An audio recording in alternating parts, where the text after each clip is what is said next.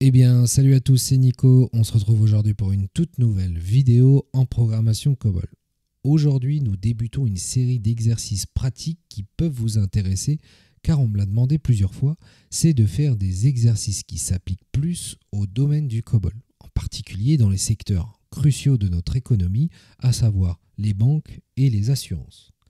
Notez également que dans ces exercices, on va utiliser les différents outils dont nous disposons. On va coder à la fois sur VS Code, sur TSO ou tout faire sur un même environnement, on verra bien. Pour récupérer toutes ces informations d'installation de VS Code, de TSO et de configuration de ces environnements, vous avez tout dans nos différents packs sur le site From Zero to COBOL et notez également qu'il y a encore 20 € de réduction pour le pack expert en suivant le lien dans la description. Pour ce premier exercice, nous allons mettre les mains dans le cambouis avec un exercice du secteur bancaire, c'est la gestion des prêts immobiliers. Imaginez ceci, vous avez devant vous un fichier contenant des informations cruciales sur le prêt immobilier d'une personne. Ce fichier liste le montant emprunté, le taux d'intérêt annuel et la durée du prêt en année. Votre mission, c'est de créer un programme COBOL capable de lire ces informations et de calculer 3 choses essentielles. Le coût total du prêt, le montant des intérêts payés à la banque et les mensualités. Mais avant de plonger tête baissée dans le code, faisons une pause pour comprendre le calcul derrière ces chiffres. Vous pourriez penser que calculer les intérêts d'un prêt, c'est simple comme bonjour. Prenez le montant du prêt, appliquez le taux d'intérêt et vous avez vos intérêts, n'est-ce pas? Eh bien, ce n'est pas si simple.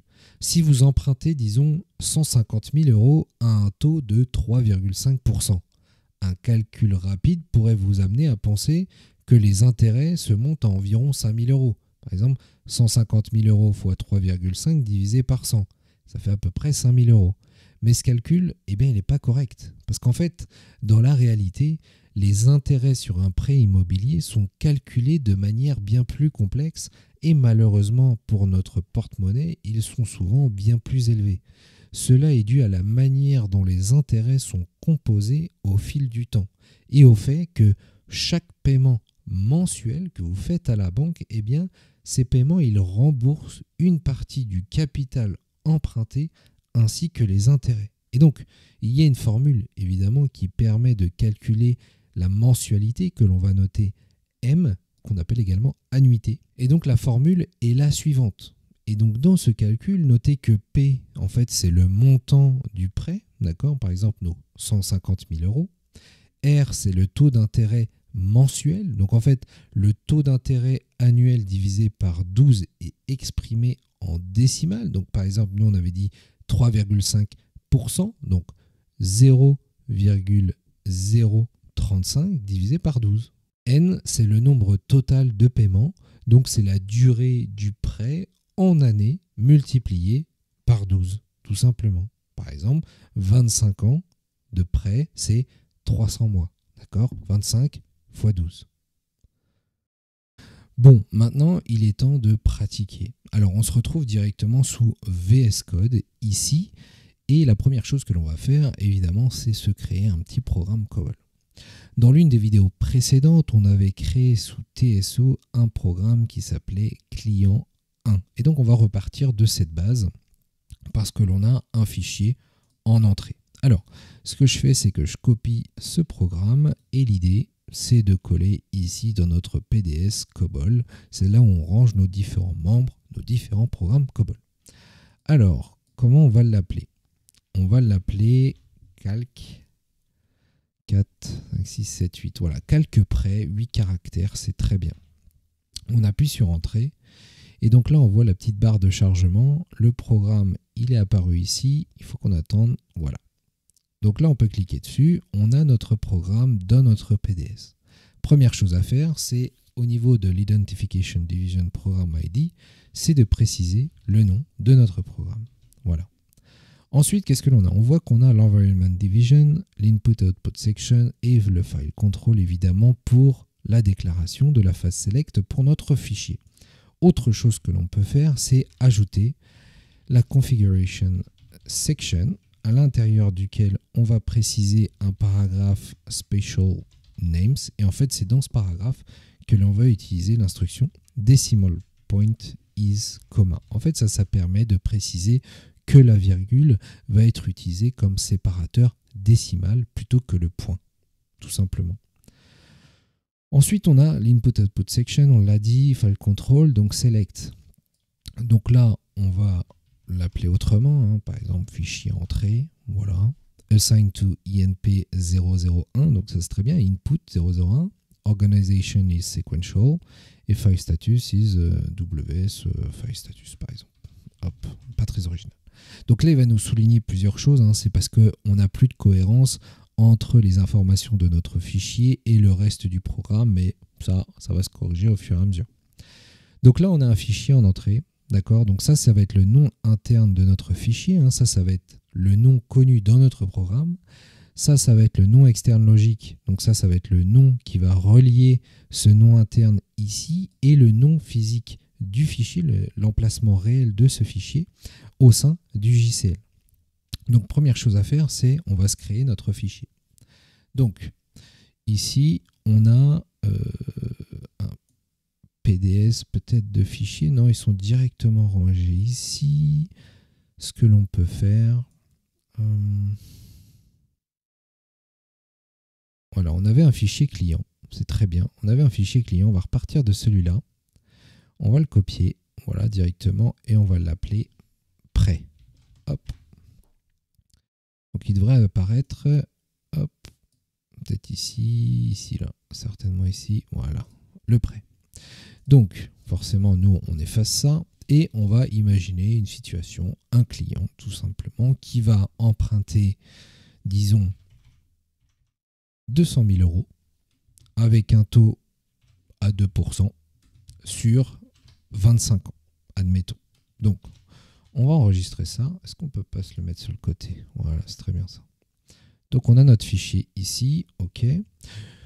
On se rappelle, dans l'ancienne vidéo, on savait que le fichier, il avait une longueur fixe de 170 de long. Donc ça, c'est important. J'ai copié ce fichier, donc il a les mêmes caractéristiques. C'est simple, hein. Vous pouvez aller sous TSO, vous mettez un i devant le nom du fichier, vous avez les différents paramètres et vous verrez qu'il est fixe bloqué avec une longueur de 170. Voilà, donc là, on part de ce principe-là, qu'on a une longueur de 170 et que là, on a certains enregistrements. On va garder ça de côté parce que ça va nous servir. Donc ensuite, dans la Data Division, donc on a la File Section. Donc comme on a déclaré une phase select pour notre fichier, évidemment, vous le savez maintenant, il faut qu'on déclare la FD. Donc on est, hop, fichier-entrée, tout simplement, et à l'intérieur duquel, eh bien, il faut décrire notre enregistrement. Donc on va se créer une zone de groupe, hop, entrée record par exemple, peu importe, hein, vous mettez ce que vous voulez. Donc la première chose, donc nous, on est sur le montant du prêt. Donc on va faire montant prêt, hop, on va tout aligner. On est en pic 9 de 6, d'accord? Parce qu'on est sur du 200 000 €, donc on a 6 chiffres. Ensuite, on le voit bien, on a un petit filler à mettre avec un space. Donc, hop, on va garder celui-là, on va mettre filler en pic X, tout simplement. Pic X. Ensuite, on va utiliser un 0,5 et donc là, on va avoir tout simplement un taux annuel. Ici, j'utilise pas les WS- parce qu'on n'est pas dans la working storage. Ok, on va faire la distinction après, vous allez voir. Donc, taux annuel, ici, on va être en pic 9. Tout simplement, on a un chiffre et un seul. D'accord, on est sur du 2%. Ensuite, on enchaîne, on a un nouveau filler. Vous voyez, on a un nouvel espace. Pic X. Hop, voilà. Et pour finir, on est sur... On est sur une durée en années, par exemple. Et on va mettre ça en pic 9 de 2. On va mettre pic 9 de 2 comme ça. Et ensuite, ce qu'il faut faire, eh bien, c'est compléter. Hop, je vois qu'il y a une erreur. Ce qu'il faut faire, eh bien, c'est compléter le nombre de caractères que l'on a là, plus le filler à la fin pour que l'on atteigne 170. Donc là, c'est pas bien compliqué. On voit qu'on a 6 caractères, 7, 8, 9, 10 et 11. Donc combien il faut qu'on ajoute à ce filler pour atteindre 170? Eh bien, il faut qu'on ajoute 159. 159 plus 11, on est à 170 de longueur. Donc ça correspond bien à un enregistrement en entier pour notre fichier prêt. Ensuite, on va aller dans la working. Donc, dans la working, on va mettre ça au début pendant que j'y pense. Hop, on va rajouter bien, la déclaration pour notre file status. Donc, nous, on l'a appelé file status, je crois. On va aller vérifier. File status, très bien. En PICX de 2. Ça, c'est bon. Ensuite, on va utiliser les différentes données que l'on a récupérées au niveau du fichier et ensuite les différentes données que l'on va avoir besoin dans notre programme. Donc, on va se créer une zone de groupe, voilà, que l'on va appeler ws-data. Hop. À l'intérieur duquel on va retrouver, eh bien, ce que l'on peut faire, c'est que l'on va reprendre nos différents montants ici, montant prêt, taux annuel, durée en année. Et on va rajouter le préfixe ws- pour savoir que c'est les données que l'on manipule dans la working et non pas les données que l'on a récupérées du fichier qui sont dans la file section. Donc, ce qu'on va faire, c'est ws-montant. Bon, ça va être plus simple si je récupère ça comme ça. Hop. Voilà. On va s'enlever les fillers. Et donc là, on va être en ws- et ws-. Donc c'est les mêmes longueurs, hein, effectivement. Ensuite, il va nous falloir une donnée ws-taux mensuel. D'accord, hein, ça va être le taux que l'on va, le taux annuel que l'on va diviser par 12, tout simplement. Donc ce taux mensuel, alors, ça on va peut-être ajuster, mais ça va être parce qu'en fait le taux annuel, il est de 2%. Nous, il va falloir un taux mensuel décimal. Donc déjà, il faut que le taux annuel, si c'est les 2%, ça veut dire qu'il est de 0,02. Ensuite, il va falloir le diviser par 12. Donc, on peut prendre une calculatrice. Donc, par exemple, j'ai un taux à 0,02 divisé par 12. Ouh, ça nous fait beaucoup de chiffres après la virgule. On a 3, 6, 9, 12, 15, 16. Donc on peut tester comme ça, on verra bien. Ça peut être ajusté, hein. Hop, j'ai dit 16. On verra si on ajuste. Ensuite, évidemment, il va nous falloir un nombre de mois. D'accord? Ce nombre de mois, hop, pic 9 de 4. Ensuite, nous, ce que l'on veut déterminer également, c'est la mensualité, ce que l'on va payer à la banque tous les mois. On se rappelle, hein. Donc là, c'est pareil. On va peut-être mettre quelque chose de grand. C'est pas très grave. Ça, ce sont des variables pour des calculs. On verra après. On fera certainement on va le faire dans la foulée. On va créer une autre zone de groupe pour des variables éditées. C'est-à-dire, ce sont les variables que l'on va afficher après les calculs. On ne peut pas tout faire en même temps. On ne peut pas utiliser des variables éditées pour des calculs. Donc, maintenant, il nous faut aussi ws- on va mettre intérêt total, d'accord, hein, c'est les intérêts que l'on va devoir rembourser à la banque. Voilà, pic 9 de 10 V99. J'aurais pu regarder ça avant, mais on verra tout simplement ensemble. Et voilà, il me faut une autre variable, c'est total remboursé. C'est ce que ça va être finalement nos 200 000 € plus les intérêts que l'on aura calculés. Donc ça, on va garder, on va mettre un pic 9 de 10 V99. Voilà. On va faire tout de suite, on va se rajouter une zone de groupe. Donc là, ça va être ws-data, mais ed pour éditer. OK ? Donc là, ce que l'on peut faire, c'est que l'on va récupérer nos mensualités.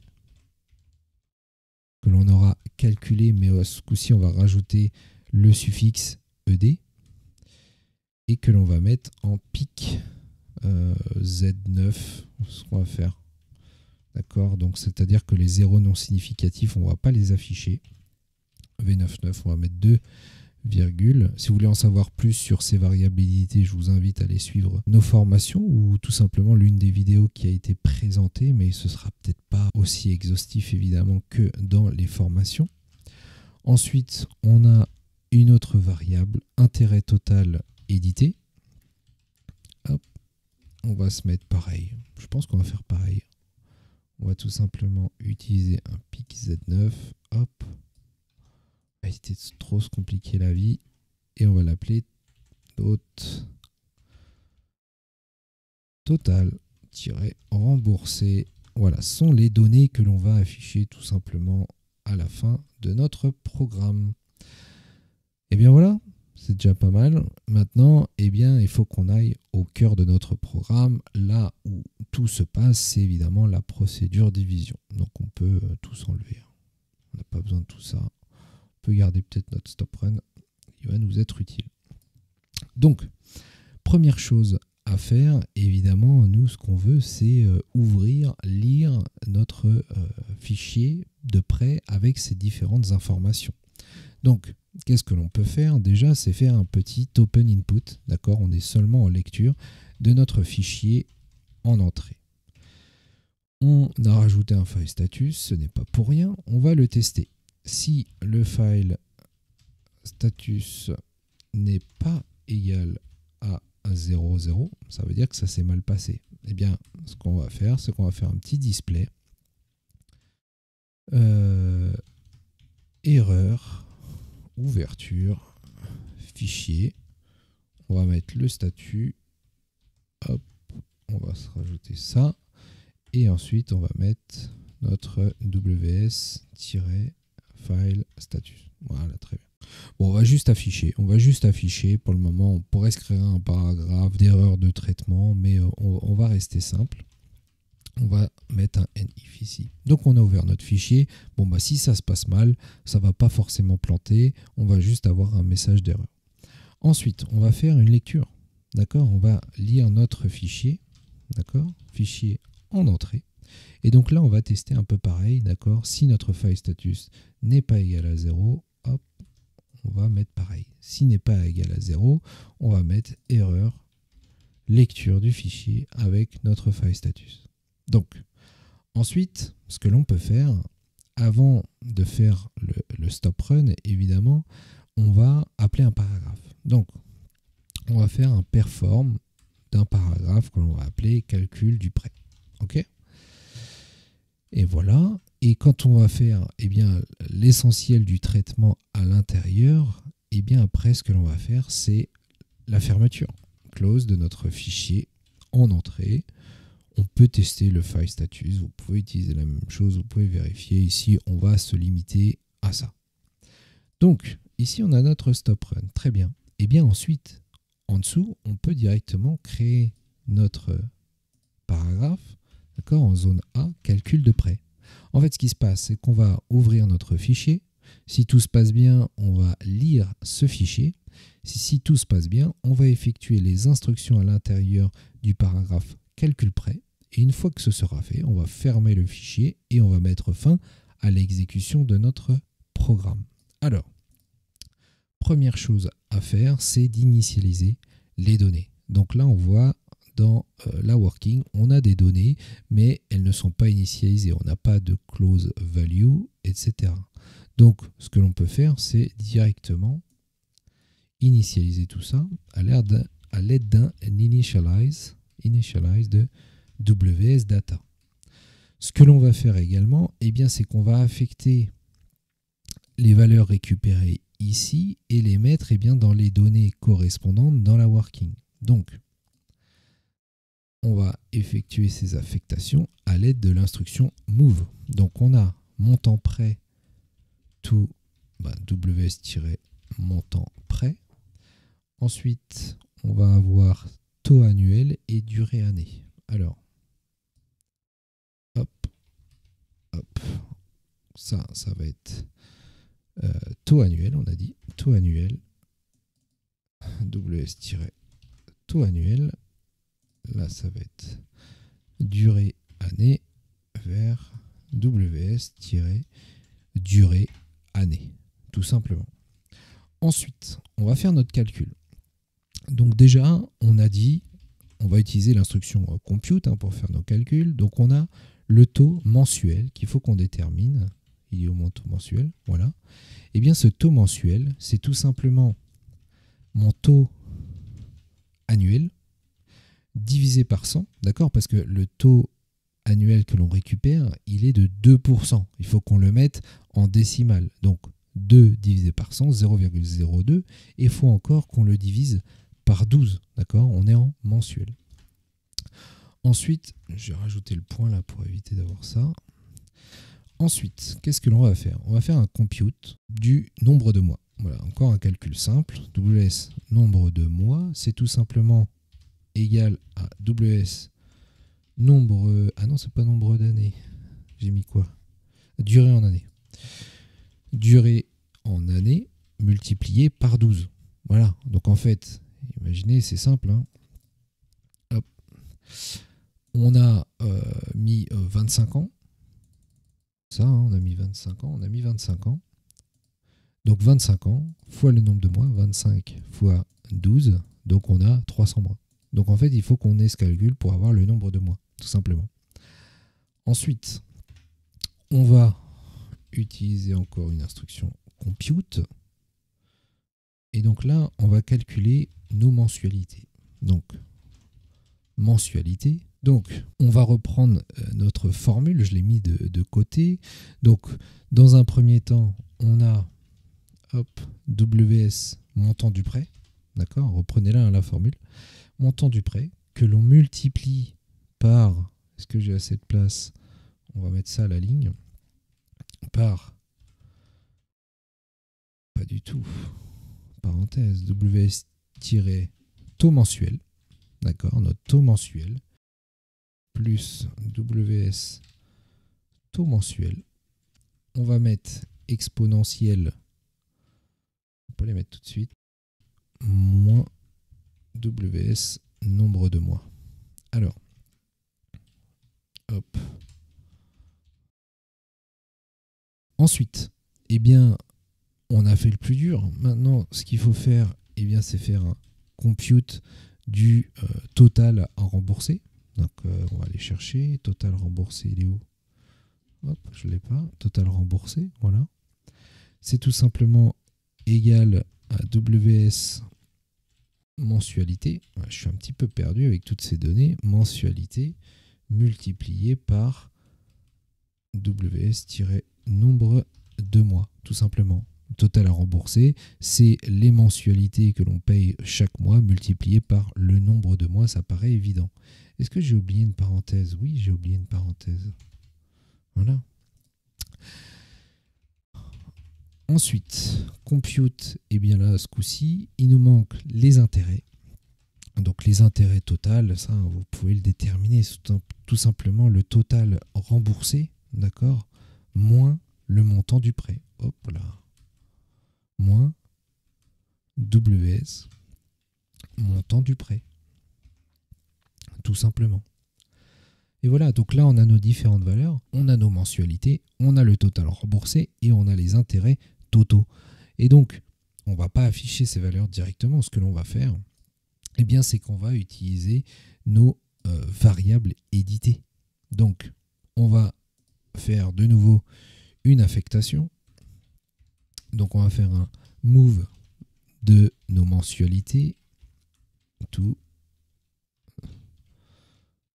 mensualité ED. Tout simplement, on va copier ces trois informations. Et donc, on a WS intérêt total ED. Voilà. Et il nous manque, je regarde, total remboursé. Donc, total remboursé. Total remboursé ED pour éditer. Et donc, ce que l'on peut faire, c'est se rendre sur un simulateur de prêt immobilier, et bien c'est de voir combien on est censé avoir. Donc par exemple, on emprunte, nous on a dit 200 000 euros sur 25 ans, voilà, à un taux de 2%. Et bon, on n'a pas pris en compte les assurances, donc on est à 0%.